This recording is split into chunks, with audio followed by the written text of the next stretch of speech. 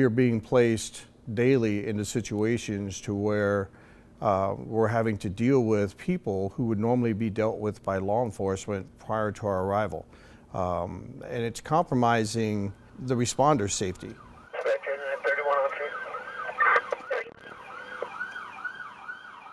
We are not a law enforcement agency.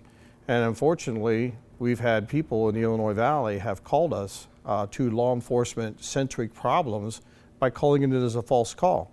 And let me give you an example. We had a reported structure fire that turned out to be a burglary in progress. We've been called to chest pain calls because it's a domestic violence issue. We were called to a seizure call, and the individual threatened all of the responders to kill us all. And those are happening. They know that if you call in somebody having chest pain or you call in a fire, that lots of people with lights and sirens are going to show up. But unfortunately, we're not equipped to handle those types of calls.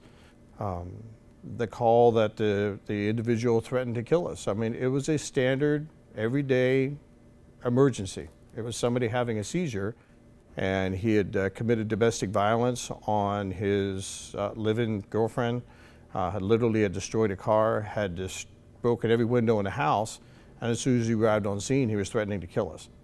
And it was down a very narrow driveway. We couldn't get out. I mean, our mode is to leave, to retreat.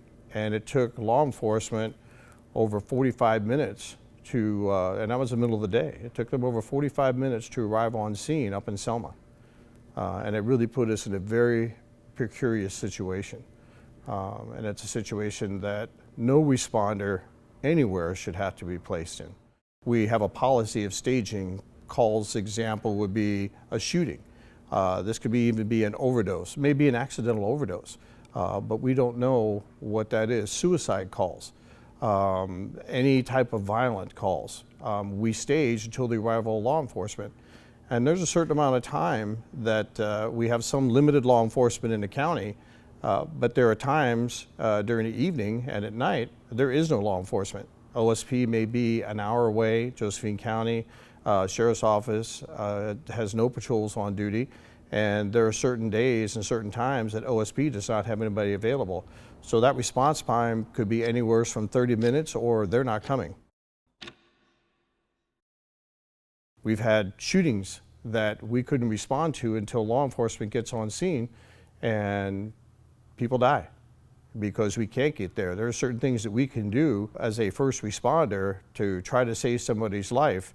By the time that we arrive on scene, the time law enforcement arrives on scene, that person may have bled to death. We've had guns pointed at us.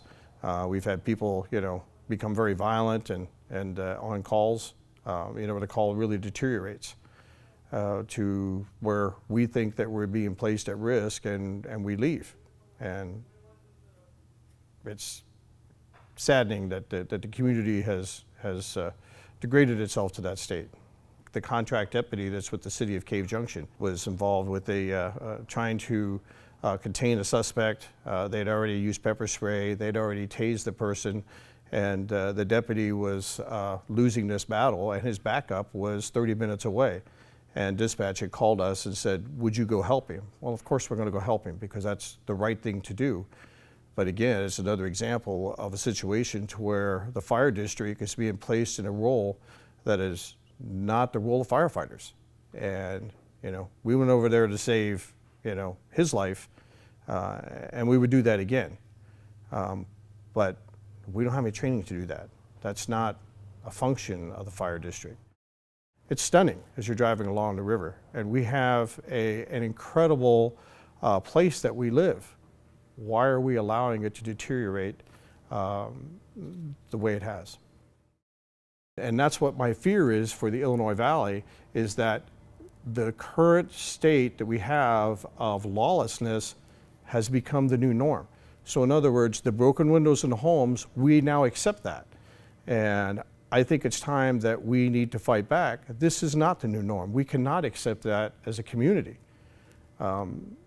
We deserve, expect, and demand to have a safe place that we can live, play, work, and not be under fear that somebody's going to break into our house, potentially cause us some bodily harm. We shouldn't have to live with that fear. That is not the new norm. And once we allow that to become the new norm, then we have failed.